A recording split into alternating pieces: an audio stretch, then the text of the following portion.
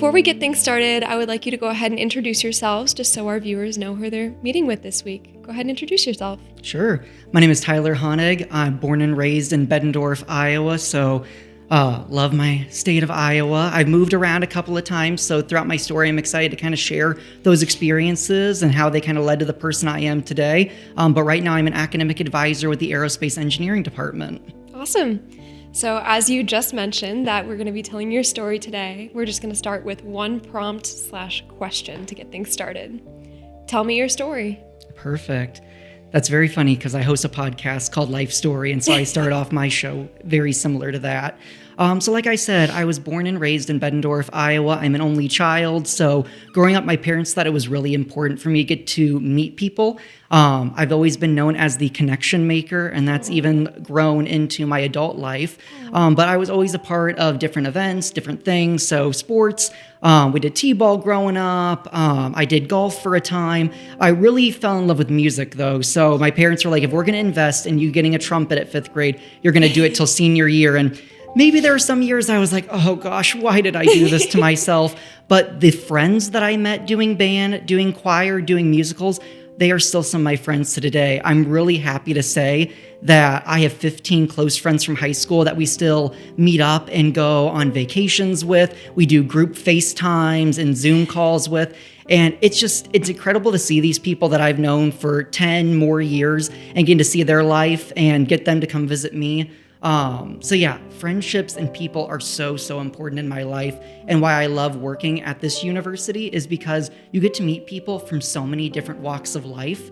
And it's just an incredible experience. That is really what kind of led me to want to come to Iowa State as a student.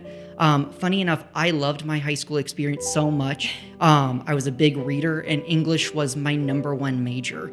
So, growing up with that and growing up being a reader, I was like, I really want to give back to students. So I decided I wanted to be a high school English teacher. And I just wanted to stay in that high school realm.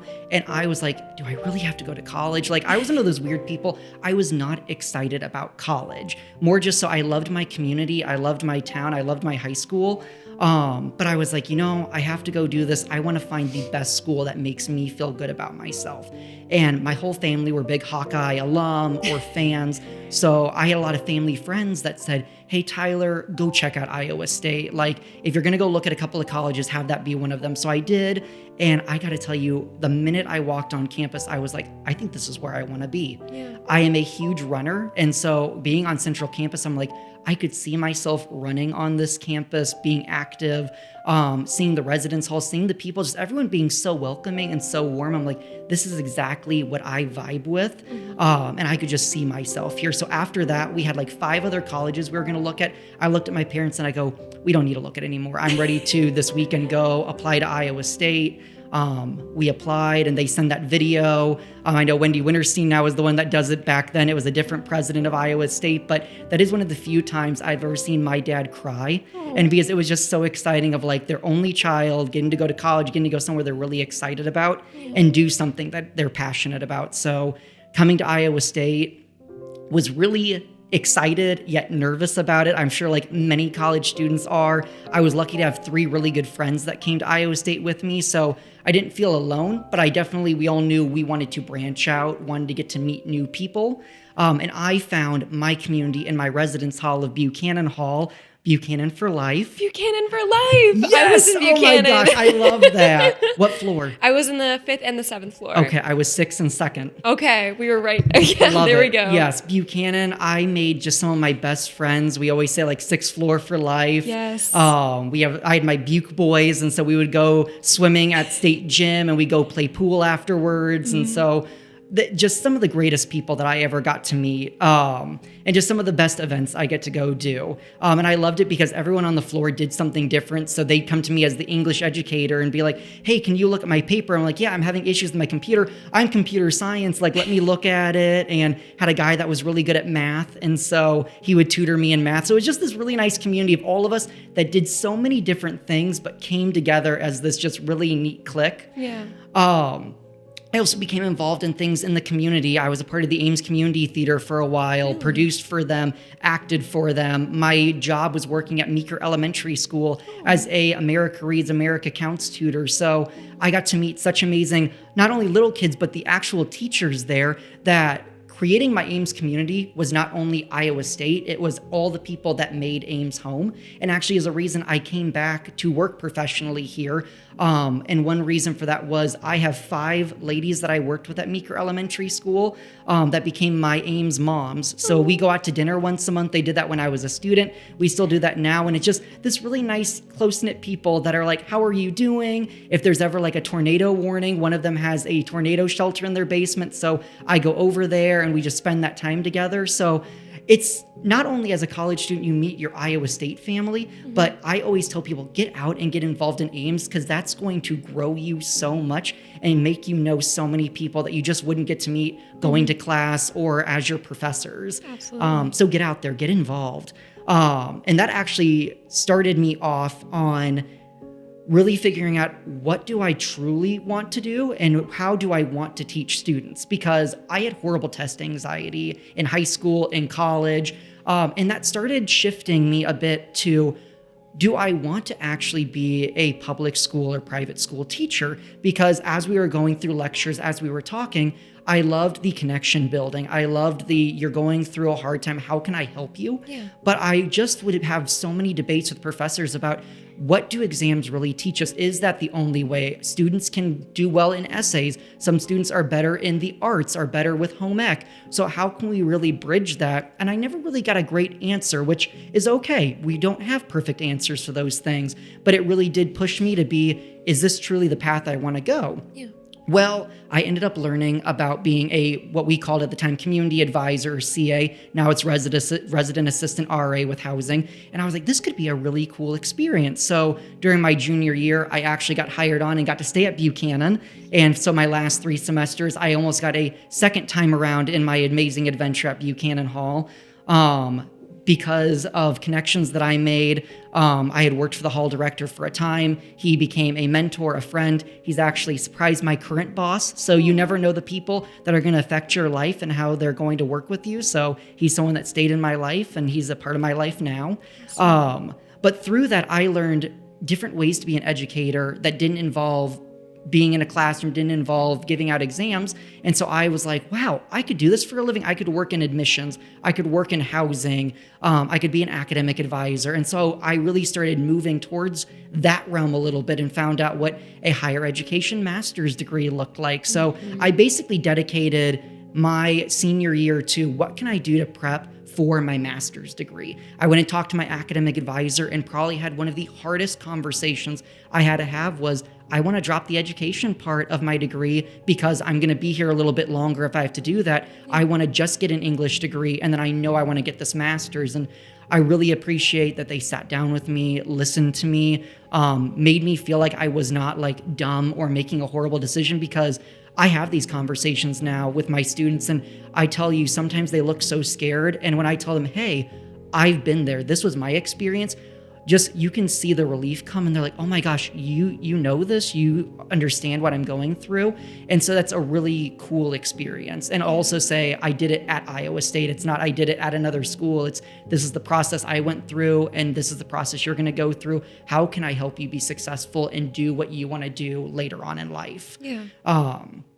And so I had those great people in my life doing that for me. I got to be kind of second in command of the building because I knew I wanted to be a hall director. And my hall director was like, let me give you those experiences. So when you're job hunting, when you're looking for grad school, you can use those really cool experiences to help you out. So fast forward, after a lot of interview processes, I actually got to go down to Texas Tech University and became a graduate hall coordinator down there. And the great deal they had was, if you work for us professionally for 2 years, we will give you a free place to live, a free meal plan, and we'll pay for your entire master's, which not every school will do that. So I tell all my students, if you can find a school that'll pay for your master's, do that, because that will help you so much more in life. And it made me be an even better student knowing I didn't have to worry about that financial burden. And it also helped me pay off some of my undergrad loans a little bit. But I loved that experience. I met so many really amazing people. I actually met 2 other Iowans in there. One girl that actually lived 20 minutes away from me growing up, and it took us moving down to Texas to actually meet each other. That's crazy. So yeah, it was a really fun time. I learned so much about being a professional, so much about what I wanted to do in my personal life, in my professional life, and just met such amazing mentors and students. Some of these students now that even still call upon me and they're like, hey, Tyler, I have a question. Can we chat a little bit? And I'm like, yes. Please let me know what's going on in your life. And one a few months ago was like, I'm doing a complete career change. Will you be a reference for me? And they called, and I had a great reference call with those people for like 20 minutes. And I basically ended with, if you don't hire this person, I don't know what y'all are doing, but your place is going to be so much better with them. Yeah. And 2 days later, that person called me and they're like, I got the job. And we got to celebrate over the phone. And it was just so cool to be like, I haven't been a supervisor for you in like 5 years, but I still got to be a part of this huge win for you. And you want me to be a part of your life. Yeah. That's the beauty of education. That's the beauty of being a connection maker, is you have people that don't want to lose you from their life. And they're people that you'll keep forever. During my graduate work, I was at Texas Tech from 2018 to 2020. So I hope some bells and whistles go off for all you listeners, because yes, I graduated right at the beginning of the pandemic, which was probably the hardest experience I've gone through personally and professionally wise. And it's also really made me grow into the person I am today. So basically all the professional jobs disappeared during that time. So all my buddies and I that worked really hard throughout graduate school, undergrad, to figure out what we wanted to do, they were gone. And it was a really hard experience to kind of go through that. People were talking about, am I going to go back home to my parents? Is that a viable option? For me, I was able to find a school that was wanting to hire, and I got picked up. So I got to come back to the Quad Cities to Bettendorf for a month, but then got to go quickly down there and start work. Something I will tell all listeners is, if you can, go to the place you're going to go work at before you accept, because surprise, surprise, it was a really hard experience for me. One that I actually only stayed 4 months at that job. There were a lot of different factors with it. Suffice to say, the job that I got hired for did not actually exist. And I found that out after moving 16 hours down there on my first day. And I kind of was like in my mindset of, we are going through a pandemic. I have friends that would kill to have a job right now. And so I have to make this work. I loved the students I worked with down there, but something I learned was you can't live your life for other people, and you can't watch other people grow if you're not growing. And so I just found for myself, I needed to step away. I needed to head back home and take a break from things. There were a lot of things going on in my life. I had a family member that was really close to me pass away during that time. So like many people during the pandemic, and just, I needed to put my personal life in the forefront and have everything else take a break. Yeah. Something I tell all my students is, there is no perfect job. Be really mindful and smart about, are you wanting to live close to where family is? Is that important to you? Are you okay moving far away? Do you want your job to be the most important part of your life, or are you wanting free time to do other things? So those are all things you really have to think about, and that I talk about with my students, is because I want them to kind of learn from my experiences of, I thought I could make anything work. I thought I could go anywhere and make a community, and you really can. I do think the pandemic played a large part into it, but I always just say be mindful, because sometimes what could look really good on paper, people can make things look really good on paper. People can show what they want to show on video, but when you're actually there and seeing everything, that's where it's real, and that's really where you have to make your main decisions. Mm-hmm. So going back home, I actually took 5 months. I was interviewing, but I also told myself I needed to take some time for myself. And I reestablished some loves of mine that I had gone to the wayside, because you're in school, you have a lot of textbooks you're reading, you have a lot of work you're doing. You can't always do all the passion projects you'd like. So I'm a big comic book fan. I'm always first in line for all of the new Marvel and DC movies. So I got back into comic book writing, and there's a comic book writer called Kevin Smith. He's also a director. Some of his works, his Daredevil books, really got me back into my love of that. And I was actually able to meet him a year after all of this situation happened at a Comic-Con, and he signed one of my favorite graphic novels. And I just told him, hey, your books really got me through a hard time. I didn't realize I needed to read them at the time I did. And he shook my hand and said thank you so much for telling me this. I really appreciate that. And in the book that he wrote, he goes, Tyler, I love you. Never stop living out your dreams. And I just that was such great from somebody that I met for all the 5 minutes, but his work really affected me. Yeah. And it was just really appreciative at that time. During that time too, because we're in the pandemic, I wasn't able to see a lot of my friends. We all lived in different places. They were telling us, hey, don't only be around your family or your close-knit unit. Don't go out and see people if you don't have to. So we always had Skype, we always had Zoom, but I feel like people didn't think to utilize it as much until the pandemic happened. So I started trying to do more video conferences with my friends from high school. And then I started listening to podcasts, probably as a lot of people did. And I started listening to a lot about celebrities that I knew and I liked. And I was thinking, wow, this is so cool. But I know such amazing people in my life that I want their stories to get out there. So for 2 months, I researched, how do you do a podcast balling on a budget? And so I found these different apps, different ways to go to Walmart and just buy an extender mic or something that I could connect to my phone and figure out Zoom or WebEx and how I could record through that.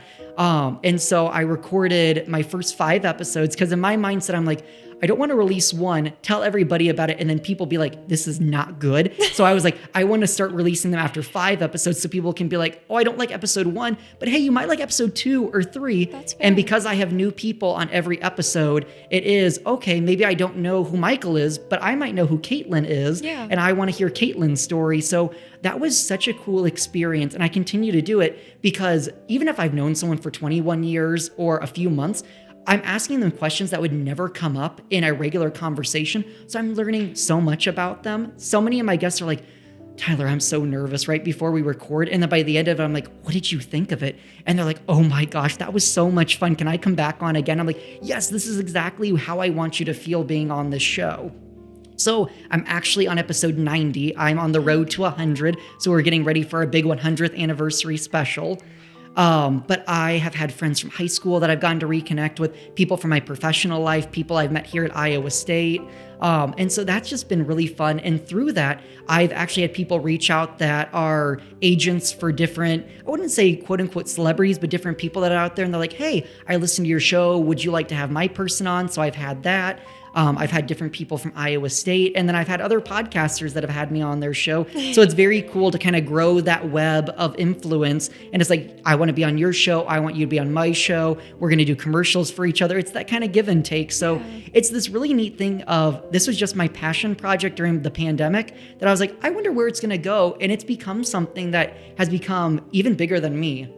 People that I know in New York are listening to it. People are sharing it. I'll be walking on Iowa State's campus and someone is are you Tyler that was on the Spotlight podcast? Or are you Tyler that hosts Life Story? And it's oh my gosh, that's really cool that that's how you know me. Yeah. And it again goes to growing up, being the connection maker. I want people to get to know the cool people in my life, and I want that to be able to be shared to everybody. So yeah, I think it's a really cool way that I can talk with my students, that I can grow with them. Just let them know, be interested in the passion projects you do, be excited about what you want to do in the future. Because that's what I'm here for. I'm here to help them grow. I love Iowa State. It's the reason that after my time taking off, I came back to Iowa State. It felt like home. I had that built-in community. So what I always tell people is find that place that makes you happy. Take time to travel, take time to find what you love to do. And once you have that, take it by the horns and really just see where it's going to go. That's really my story. Awesome. Well, first I want to say congratulations on your road to 100. Thank you. 90 episodes is phenomenal. That's the dream for us for sure. Yeah. We just hit 11, which is insane because I remember when that clacker said 4. Yeah. So, but hey, double digits is a big thing too. double digits is a very big thing. So you're living the dream, and I do listen to your podcast and I look up to what you do. So I'm very thankful that you were able to stop in today. As you know, we only have a couple more questions for you before we wrap things up. So my first one is just a little bit silly, honestly. So you mentioned at the beginning of your story that your family was a really big Hawkeye family. Mm-hmm. How did your family react when you told them that your new home would be Iowa State? Was it positive? Was it negative?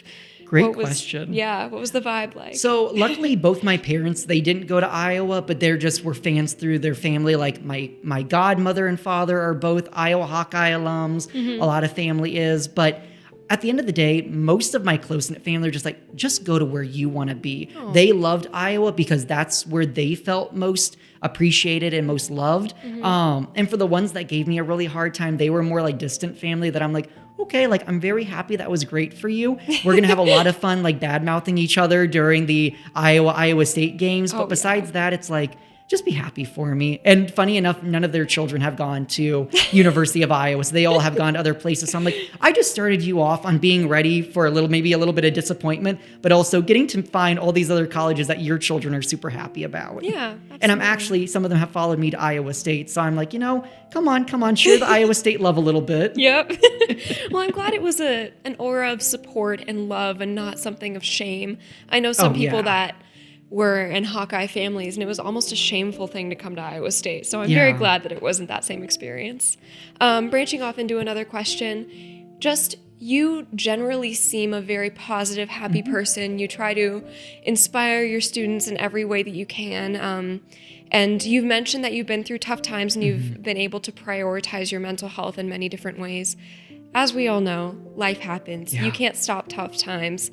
When tough times do pop up, what do you do to get through those days, those hard weeks even? Great question. Yeah.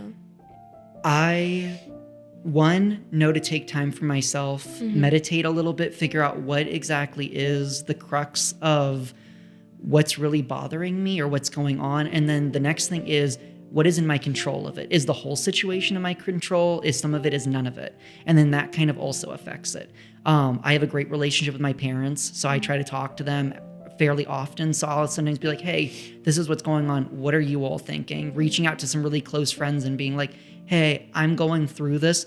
Maybe I don't want your help with it, but I just want you to know what's going on. Yeah. And so being okay relying on others, because I think especially in my position, so many people come to rely on me that I also need to know it's okay for me to rely on those people that I feel comfortable with.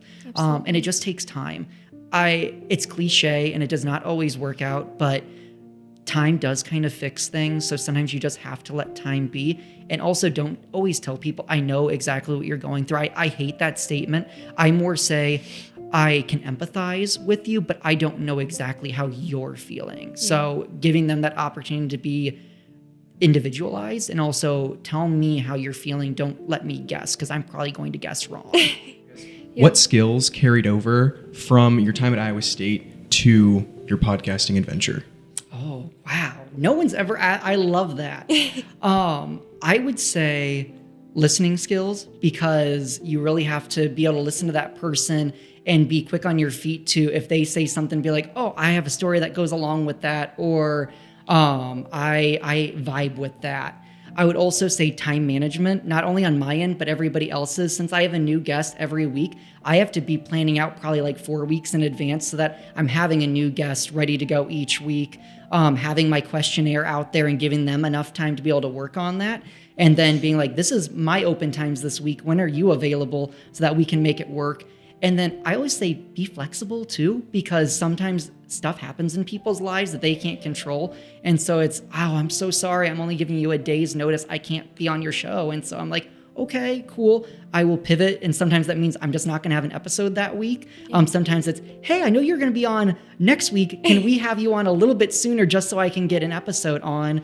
And then, just relying on the people I knew from Iowa State during my time and being like, hey, you're an influential person. Want to be on my podcast? I think people would love to hear from you. And being okay with people saying no. Yeah. I think that's a really good advice just in general, being okay with people saying no. Yeah. Especially when you're in this kind of industry, you're reaching out to a lot of people, and I'd say about a quarter of them get back to you and say, yeah. So and you don't want anyone to come on and be uncomfortable. You want them to be on there because they're excited. Yeah, definitely not.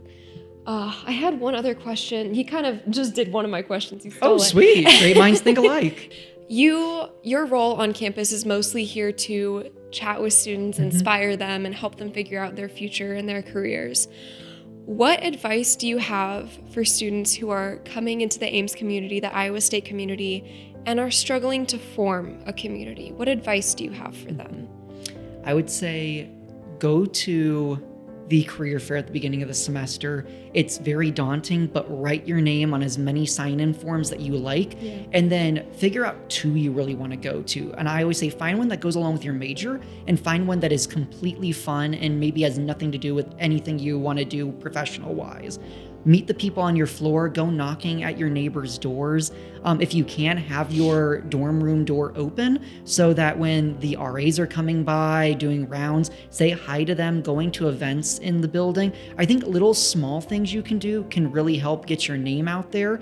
Maybe join a leadership thing, whether that's just being a leader on your floor, being the treasurer of your club, and then find a job maybe on campus. I know some students have to get a job for financial reasons. Some do it just because they want. I think it really helps you meet other people, and it gets you that time management wise. It gets you to organize yourself a little bit better, because it's not, I'm just here to be a student, hang out with my friends. I also have this job that I have to do and that someone's relying on. And then look around at the Ames community and see what's going on. Go to see a play, go to see a guest speaker on campus, get out there. There are so many ways, and with the Sci-Ride bus, there's so many ways to get around Ames that's easy. So that's probably my biggest thing, and never be afraid to ask for help, whether it's from an advisor, another adult, a friend. Ask around and be okay if you try something or like, I really didn't like it this semester. Go do something new. I tried probably 7 different clubs on campus till I found a few that I was like, man, I'm really excited about this. And it took me till junior year to really find those clubs that I liked. So just know, try your best, have fun with it. And know, kind of like I said, just give it time. Nothing's going to happen day one. Perfect. Alrighty. So now we're jumping into our final 2 questions, the things that I ask everybody. Do you feel welcome at Iowa State? Yeah, I do. I felt welcomed the moment I came for my college interview and college visit. And it's the reason I came back all these years later to be a professional. I think we're a very welcoming community. And I think we really care about the students. Though we're a large university, our students are not a number. They are a face and a name, and we do a good job about knowing that face and name. Absolutely. And my last and final question for you, is there anything that we forgot? Any people you would like to shout out? Anything that you would like to double back on, fact check, anything like that? I think I just love to give a little shout out to my podcast, a little plug. So Life Story and the Super Film Club are my 2 podcasts. If you find one, you'll find both of them. But I love my experience doing that. I love the people I have. If you're ever interested in being a part of it, look me up. I'm more than happy to have you on the show. But the best way I know how to end this episode is make it a great day.